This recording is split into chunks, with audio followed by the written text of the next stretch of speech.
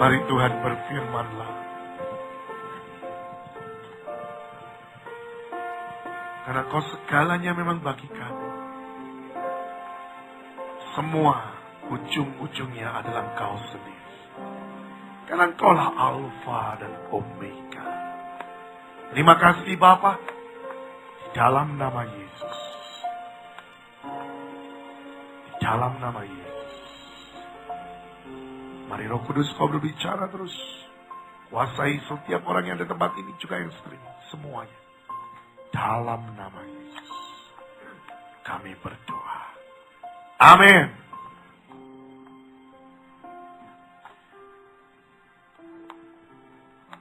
Mari kita buka firman Tuhan di dalam Matius pasal yang ke-23. Ya, Matius pasal yang 23.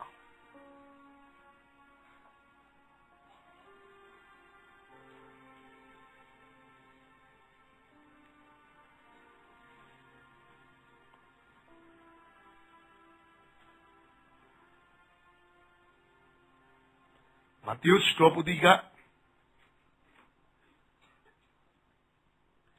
ayat yang ke-26.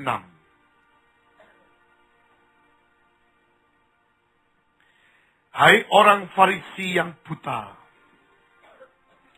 bersihkanlah dahulu sebelah dalam cawan itu, maka sebelah luarnya juga akan bersih.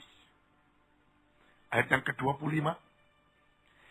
Celakalah kamu, hai ahli-ahli Taurat, dan orang-orang Farisi, hai kamu orang-orang munafik, sebab cawan dan pinggan kamu bersihkan sebelah luarnya, tetapi sebelah dalamnya penuh rampasan dan kerakusan. Kalau kita baca seperti ini, kita langsung berkata, dalam nama Yesus, bukan aku yang dimaksud. Tapi sejujurnya, yuk kita lihat lebih dalam lagi. Kita koreksi hati kita.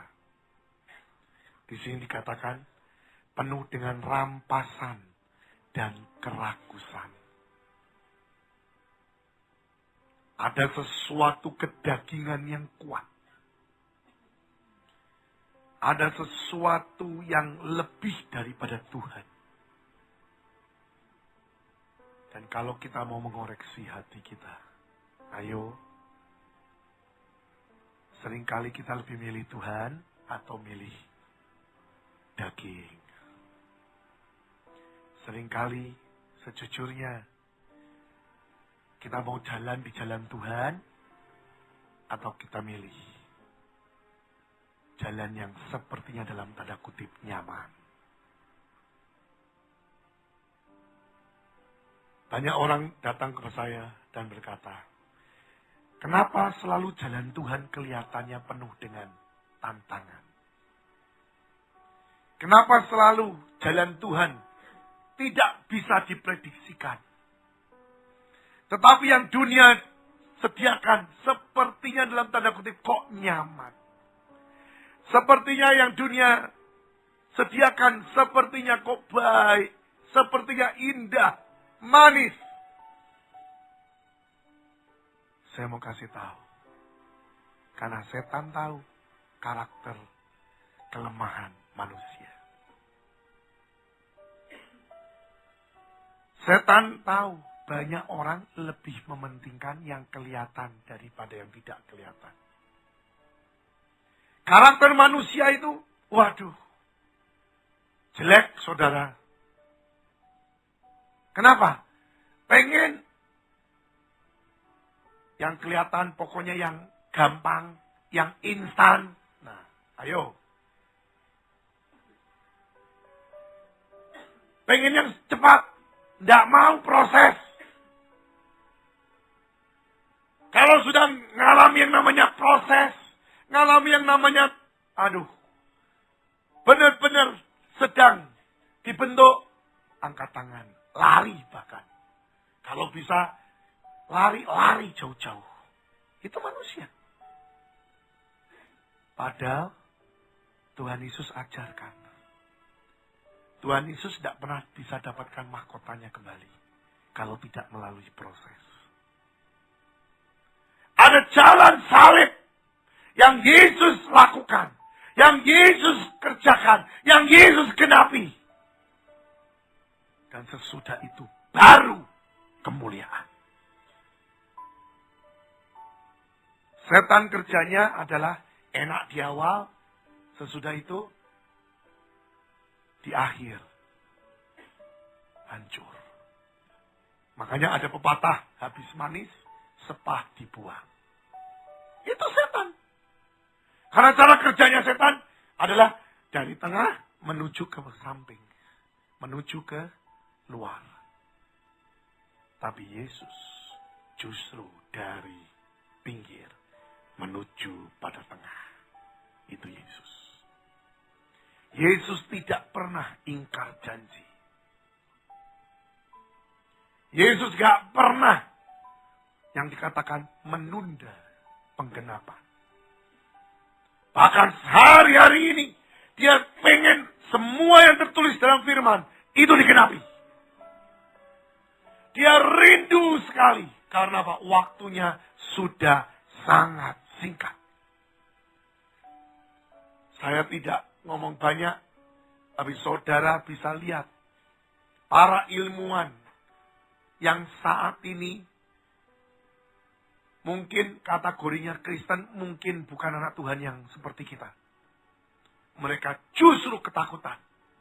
Karena mereka sudah mengatakan, tinggal 3 tahun lagi kira-kira kiamat itu terjadi. Saya mau kasih tahu, salah prediksi. Bukan kiamat. Tapi yang datang, Yesus datang untuk kedua kalinya. Maranatha, itu yang terjadi. Tidak lama. Bahkan ada yang sudah berkata, kira-kira kok 2017 ya. Dan saya katakan di waktu yang sangat singkat, apa yang saudara dan saya mau lakukan. Ayo. Apa terus? Yang penting aku, yang penting aku, yang penting aku. Seperti itu. Mumpung Pak, tinggal sebentar lagi, aku tak nikmati dunia. Yes? Atau engkau berkata, aku mau menyelesaikan destiniku. Tujuan aku dilahirkan. Aku percaya aku tidak hanya sekedar memenuhi bumi. Aku tidak hanya sekedar hidup di bumi. Aku harus selesaikan tujuan hidupku. Dan saya mau katakan, anakmu yang masih SD pun tidak akan pernah sampai ke mahasiswa. Tuhan sudah datang. Iya. Karena waktunya sudah sangat singkat sekali. Kecuali memang kalau saudara mau ditinggal. Makanya tadi lagu Tov dikatakan, kita bertemu di awan-awan. Sesudah itu apa?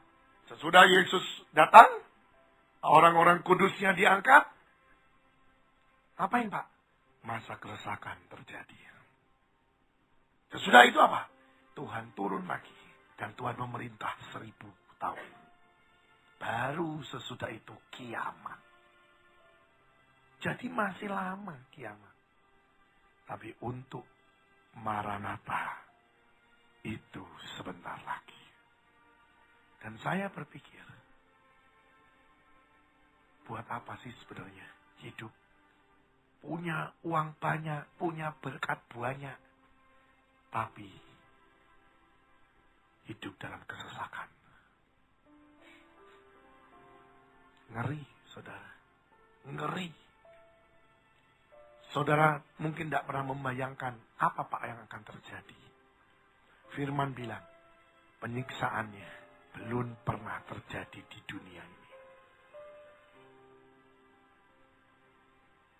Akan ada. Sekarang saya mau saksikan sedikit saja.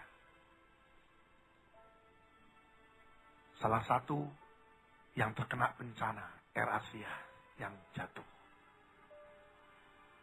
itu orang yang kaya raya. Mungkin uangnya banyak sekali, saudara. Bahkan ada beberapa juga yang mempersiapkan pernikahan.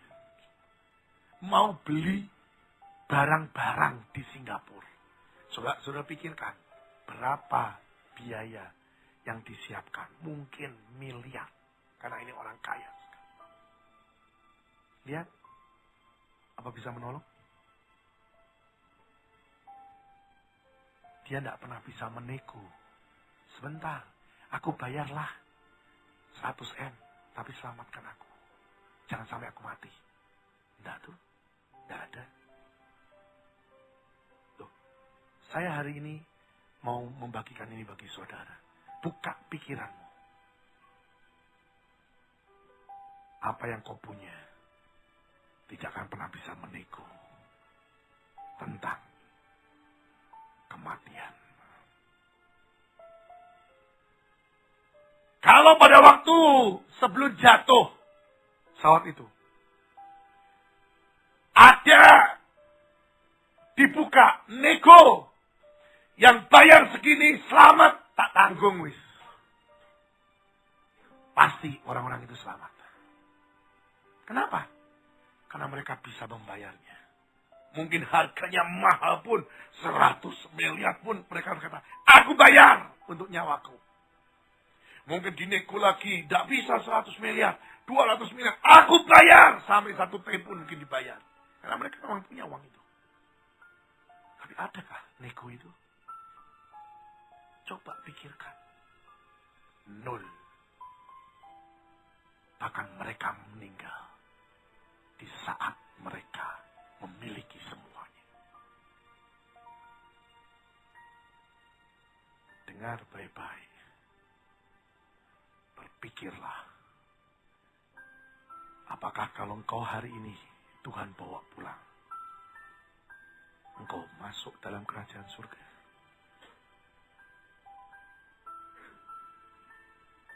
Jangan berpikir dan membantah. Aku pelayanan. Aku sudah memberi. Aku memberi loh perpuluhan. Tidak pernah bolong. Aku membangun rumah Tuhan. Ikut. Andil. Aku pelayanan setiap hari mungkin. Apakah itu semua menjamin engkau pulang dan masuk surga? Pikirkan akan hal itu. Hari-hari kemarin, saya dibongkar dengan satu kata. Dan saya menyerah. Yaitu apa? Kata dosa. Seringkali kita langsung dengar dosa. Ayo, keluar dari, atau di pikiranmu ini, apa? Langsung kan, pembunuhan, penipuan, perjinahan, percabulan. Itu yang kita katakan dosa. Salah. Itu memang bagian dari dosa. Tapi belum yang terutama. Kita belajar dari kata aslinya. Apa artinya dosa? Meleset dari tujuan.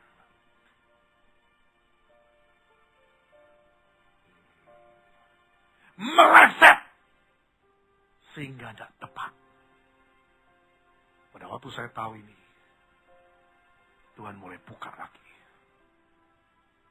Firman-Nya bilang, tidak ada satupun orang benar. Karena kita dibenarkan oleh Tuhan.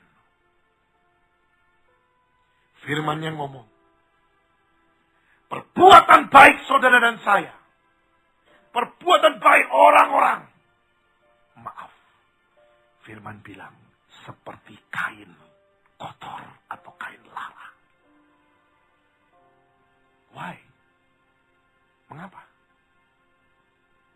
Karena sesungguhnya, dengar baik-baik. Saudara melayani Tuhan. Saudara melakukan hidup di dunia ini. Tuhan suruh A, kita A tambah plus sedikit. Atau A min sedikit. Di hadapan Tuhan, dosa. Contoh lebih konkret. Nih penari-penari. Ayo kita nyanyi lagu Majesty. Ketua bilang, pakai gerakan hope. Tapi pada waktu doa Tuhan bilang, pakai gerakan grace misalnya kalau ada. Dalam otak, tidak masuk. Nggak bisa lagu Majesty pakai gerakan grace. Akhirnya, pakai hope. Sorry, di hadapan Tuhan, dosa. Sekarang kalau saudara tahu, seperti itu. Siapa di sini yang berani ngomong, satu hari aku tidak berbuat dosa? Ayo, angkat tangan. Gak ada. Saya pun bilang. Di dalam kita memberi, kolektor, Tuhan bilang, kuras dompetmu. Aduh Tuhan, pulangnya bagaimana aku ini? Aku kalau pulang tidak ada duit ya jalan kaki. Akhirnya ditinggallah uang. Mungkin 5.000 perak untuk pulang. Tuhan bilang, dosa.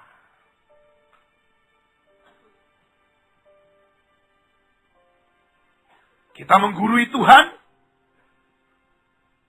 Tuhan bilang, doakan orang sakit. Kemana Tuhan? Pergi ke rumah sakit itu. Kita bilang, aduh Tuhan. Jangan ke situ Tuhan. Wes takut aku. Ya kau pergi. Tapi ke rumah sakit yang lain. Maaf di hadapan Tuhan. Dosa. Tidak tepat. Itu dosa. Makanya firman bilang. Ada orang-orang yang mendirikan rumah dari jerami. Ada yang mendirikan rumah dari kayu. Ada yang mendirikan rumah dari batu. Semuanya harus dilewati api. Dan melewati api. Api ujian. Apakah itu tetap berdiri? Atau habis? Rumah bicara tentang apa? Pelayananmu. Hidupmu. Hidupku. Yang kita hidupi setiap waktu ini. Makanya tidak ada satu pun orang yang sebenarnya bisa masuk kerajaan surga. Enggak ada, saudara. Semuanya kotor. Kalau dikatakan di sini orang Yahudi atau orang ahli Taurat, oh kita langsung nunjuk. Pada waktu kita nunjuk, 3 jari nunjuk pada kita. Karena sebenarnya itu juga kita. Siapa di sini yang berani ngomong aku tidak munafik? 0, kita semua munafik. Cuman tidak kelihatan. Ada munafik yang elegan. Ada munafik yang murahan. Kan sekarang kan juga gitu kan. Kalau orang korupsi juga gitu kan. Ada yang elegan. Ada yang murahan. Yang elegan mendak ketok saudara. Tidak kebongkar sampai hari ini. Yang murahan. Ya kebongkar kabeh saudara. Tapi dengar baik-baik firman ngomong loh. Semuanya akan terbongkar. Karena kita berhadapan bukan dengan manusia.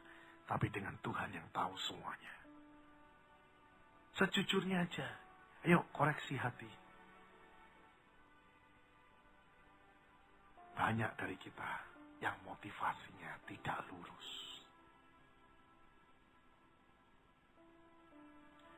Ikut Yesus karena pengen kaya. Ikut Yesus karena pengen sukses.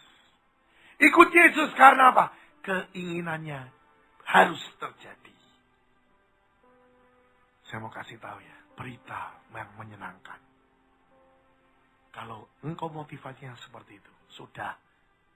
Tidak usah ikut Yesus, ikut Gunung Kawi, itu lebih cepat. Tapi saya mau kasih tahu, bayar dengan nyawamu masuk neraka.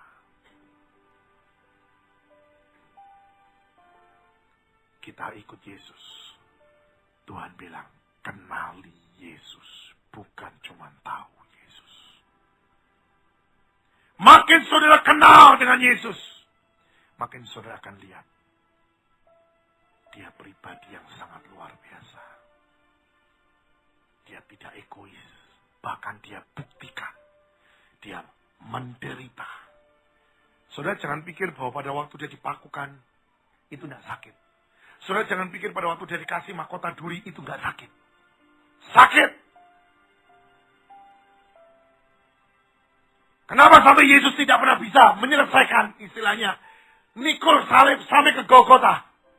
Habis tenaganya dan uratnya semuanya. Banyak yang putus. Karena dari cambuk. Karena cambuknya itu seperti mata kail. Sekali dicambuk. Itu merobek, mengambil daging. Nah kalau cambuk yang kedua atau yang ketiga ke yang 10. Itu masuk di tempat yang sudah daging yang koyak. Apa jadinya? Apa yang diangkat? Otot. Bukan daging lagi yang terkoyak. Otot yang terkoyak. Makanya saya katakan kemungkinan besar. Pada waktu Yesus jalan itu sudah Parkinson. Sudah goyang sendiri semuanya. Karena apa? Sudah banyak. Otot yang terkoyak. Sakit. Sakit. Jangan sudah pikir bahwa itu tidak sakit. Tapi karena kasihnya dia. Karena dia pengen buktikan. Berikan contoh kepada kita. Ikut Bapak. Ada harga yang harus dibayar. Karena apa yang akan kita dapat. Itu tidak sebanding dengan harga yang kita bayar. Saya serius saudara. Saya ngerti kebenaran ini. Dan saya bilang. Betul. Tidak ada lain. Semuanya akan tertuju pada satu titik. Cross, yaitu salib. Pengorbanan Yesus. Karena kita merasa dan kita sadar. Kita tidak pernah bisa masuk surga. Kalau tidak lewat salib.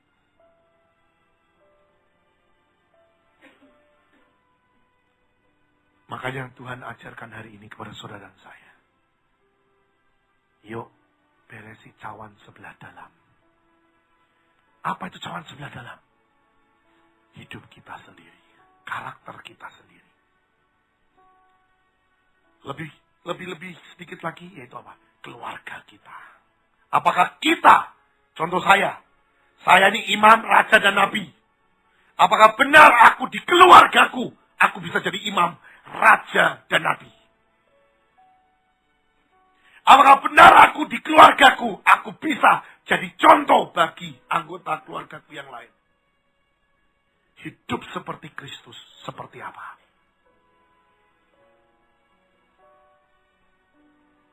Ayo semua pelajari dan benahi hidupmu.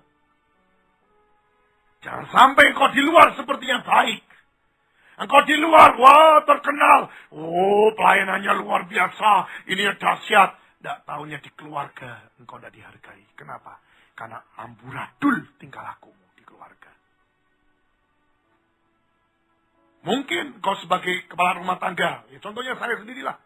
Engkau benar gak beri nafkah kepada anggota keluargamu, kepada istrimu dengan benar? Atau kau potong dan akhirnya kau kasih cuma sedikit. Dan mereka menderita. Apakah mereka bisa mengucap syukur dengan kehadiranmu? Nol, saya mau kasih tahu. Saya ada istri di bawah. Boleh tanya dia. Kami tidak ada semut-semutan perkara uang. Benar, saudara. Kenapa? Karena saya mau jadi imam, raja, dan nabi. Saya mau benahi cawan sebelah dalam. Bukan hanya di luar baik, di dalam pun harus baik. Ini sungguh serius saudara. Karena firman Tuhan bilang, kalau sampai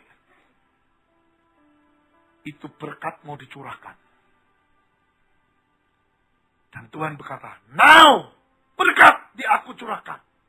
Tapi kita belum benahi cawan kita. Apa yang terjadi? itu akan hancur cawanmu. Firman-Nya berkata, anggur baru jangan ditaruh di tempat anggur lama. Apa itu bicara? Cawan hidupmu. Berkat ini mau dicurahkan secara luar biasa, gede-gedean. Tapi Tuhan lihat, sebenarnya kamu ini siap gak sih? Oh, tidak ada perubahan. Gak bisa. Jadi ini mau dicurahkan, dilihat gak bisa. Batal. Ayo benahi cawan sebelah dalam. Tapi memang kebanyakan manusia itu senang dengan yang kelihatan. Makanya salah satunya yang senang parfum. Itu biasanya tanda kemunafikan. Ya, jujur aja saudara. Loh, saya mau tanya sejujurnya sih. Pakai parfum sebenarnya untuk apa sih? Ayo. Apakah pakai parfum itu untuk diri sendiri? Terus aduh enak. Gitu? Menutupi yang tidak bagus kan? Engkau malu sebenarnya. Loh, bukannya saya ngomong gini terus jadi saudara tidak usah pakai parfum. Enggak pakai. Oh saudara. Saya juga pakai kadang-kadang. Karena saya memang tidak terikat di situ. Biarpun parfum saya mahal-mahal. Saya punya khusus parfumnya Raja-Raja Timur Tengah. Saya punya. Jadi hanya yang dipunyai oleh raja-raja yang pakai parfum itu. Saya punya. Saudara. Dan khusus lagi belinya. Harus di daerah atau di negara Dubai. Yang lain tidak ada. Punya saya. Tapi saya tidak mau terikat dengan itu. Ada orang yang, aduh kalau tidak pakai parfum, rasanya kok kurang pede ya. Nah, kenapa? Kenapa kok sampai seperti itu? Ada yang lain lagi. Kalau di kantong tidak ada duit, rasanya hidup ini kurang pede. Ke mall jalan-jalan tanpa uang, aduh rasanya nggak bisa. Nah ya, apakah itu tidak terikat? Terikat. Ada banyak, baik laki, baik perempuan, mempersolek tubuh sampai mahal. Gunanya apa? Ini loh supaya penampilanku bagus. Loh ya, itu bagus, saya setuju. Tapi kalau kebablasan, ingat ya, setan itu kerjanya cuma mendorong. Kalau tidak bisa motong, dia cuma dorong. Supaya apa? Kejegur, saudara. Kembali masuk dalam terikat.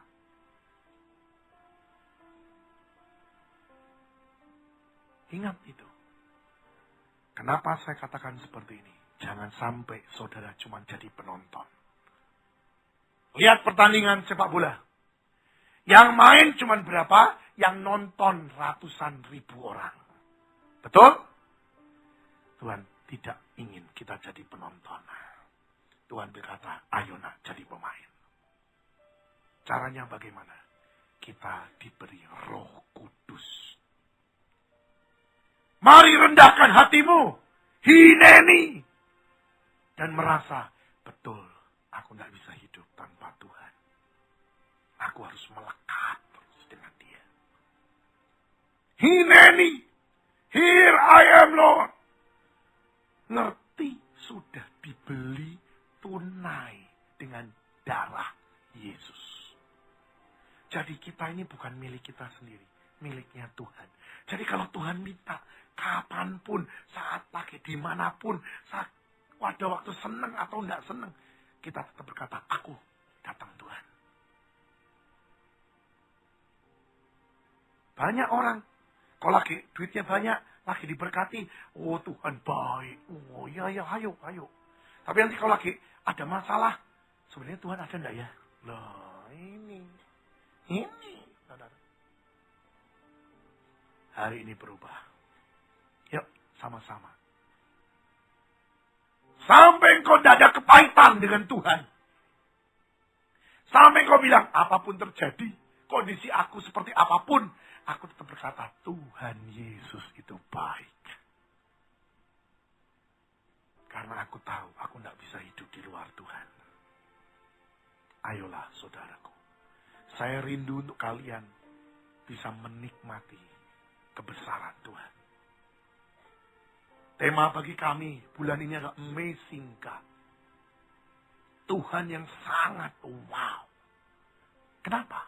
Karena dia beracara. Kita sampai terpukau. Dia benar-benar amazing God. Bersihkan cawan sebelah dalam. Maka engkau akan lihat. Tuhan tidak pernah sungkan memberkati engkau. Sesuatu yang tidak masuk di akal. Itu pun akan terjadi. Ayat terakhir. 1 Korintus 2. 1 Korintus 2.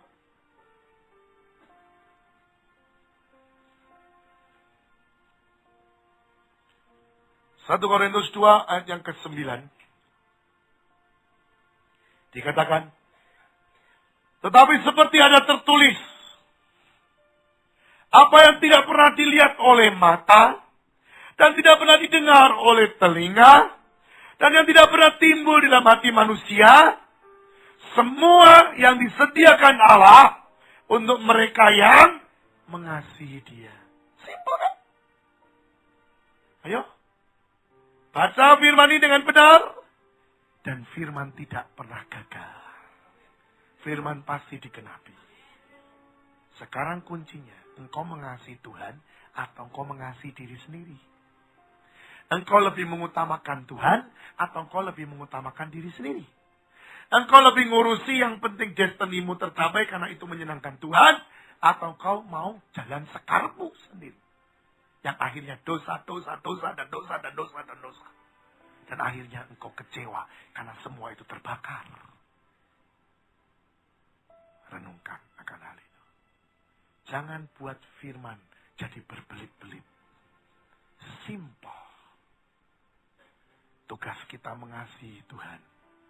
Lakukan dengan baik. Mengasihi bukan cuma di mulut. Seperti Yesus. Yesus bilang, aku mengasihi jemaat. Aku mengasihi Bapa. Dia siap berkorban. Jalan salib. Dia lakukan.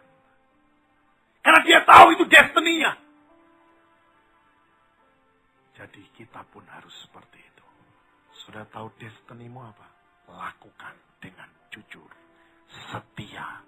Dan sampai akhir didapati setia. Jangan ngurusi orang lain. Nih, diri sendiri dulu. Saya percaya, kau akan lihat tahun ini, tahun penggenapan, atas setiap yang sudah diambil oleh setan, itu dikembalikan. Tahun di mana firman jadi kenyataan. Tahun di mana nubuatan itu terjadi semuanya. Dan tahun di mana firman itu digenapi. Beresi cawanmu. Bayar harganya. Saya serius, saudara. Tadi pada waktu saya di pesawat, yang lain tidur, saya juga tidur. Tapi saya bangun lebih dulu, saya baca Alkitab. Dan pada waktu saya baca Alkitab, Tuhan bilang gini, nak, kerja keras ya nak. Yes, Tuhan. Dan bayar harganya sebisa engkau mau. Dan sebisa engkau bisa. Aku bilang, mari Roh Kudus, apa yang dimaksud oleh Tuhan? Tuhan bilang, ini 2015. 2014 kamu ngapain? Kamu berikan apa untuk aku? Saya bilang, 2014 saya berikan puasa. Daging, Senin dan Kamis. Oh, saya ngerti. Saya bilang, 2015 aku tambah 1 hari lagi. Hari Sabtu aku puasa daging lagi. Tuhan bilang, itu aku suka. Engkau ngerti. Saya tidak suruh saudara sama dengan saya. Apa yang Tuhan minta? Kalau engkau mengasihi Tuhan, lakukan. Ada yang gini, Wah, saya ini terikat dengan BB. Sudahlah Tuhan, sebulan aku tidak mau pakai BB. Atau dalam sebulan, seminggu aku tidak mau kasih BB. Tidak mau main BB. Tidak mau BB-BB-an. Tutup semuanya untuk Tuhan. Loh, itu namanya sama. Apapun yang Tuhan minta, lakukan. Atau kau bilang, aku ngerti. Roh Kudus bilang, saya pokoknya tiap hari harus rajin bangun jam 4.